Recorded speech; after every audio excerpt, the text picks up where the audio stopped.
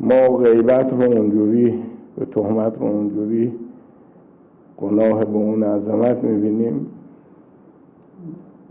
مثل آب خوردن تهمت میزنن، غیبت میکنن، فحاشی میکنن، حد آبرو میکنن، مسلمان رو ذبح میکنن، آبروش رو. خب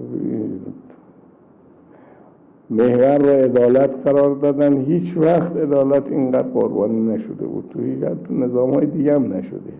ما اینجا که چیز هستیم اینجوری، چه عدالتی؟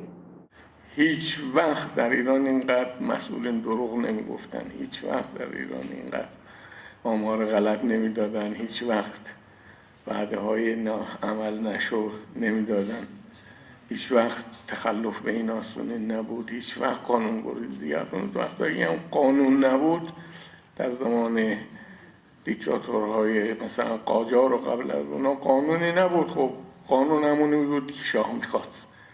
همون موقع باز یه چیزایی بود، یه رسومی، یه آدابی، یه سننی وجود داشت، با اونا پایبند بودن. اما اینا به چی پایبند نیستن، هر جور دلشون میخواد منظور رفتار میکنن. میکنن همه چیز رو باید در مقابل این حکومت که خودشون حکومت امام زمان میدونستن، ظهور پیش درآمد ظهور میدونستن، فکر میکنم تمام کسانی که تفکرشون با این سازگار نیست هر نوع باید اونا رو از میدون درد کرد کاملا، حتی با از فیزیک. هنوزم هرچی سخنرانی میکنم میگن این مقدمه توسعه، مقدمه پیشرفته، مقدمه رسیدن به قله است، چیزایی اینطوری میگن. یکی از کارهای بدتر اینها این بودی که بیشتر به شعار و تظاهر پرداختن تا به عمق کار. من میبینم اینا یه چیزی که براشون مهمه نخستین بار و اولین بار و ایناست.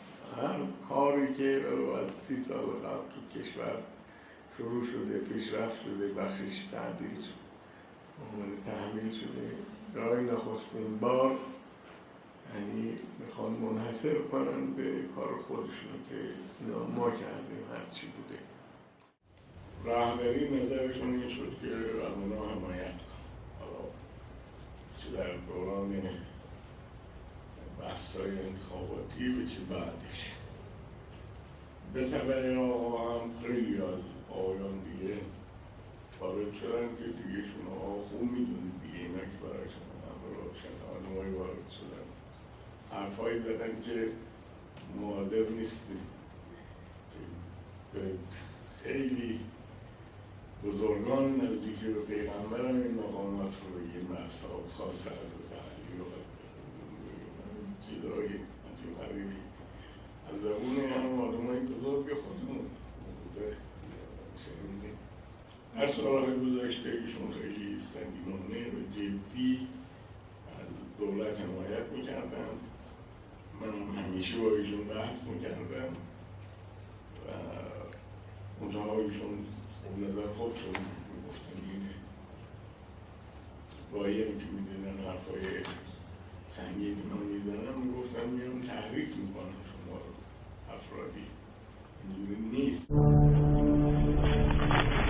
خدایا مردم خستند، خسته از این همه نزاع، خسته از این همه نزاع کم حاصل یا بی حاصل.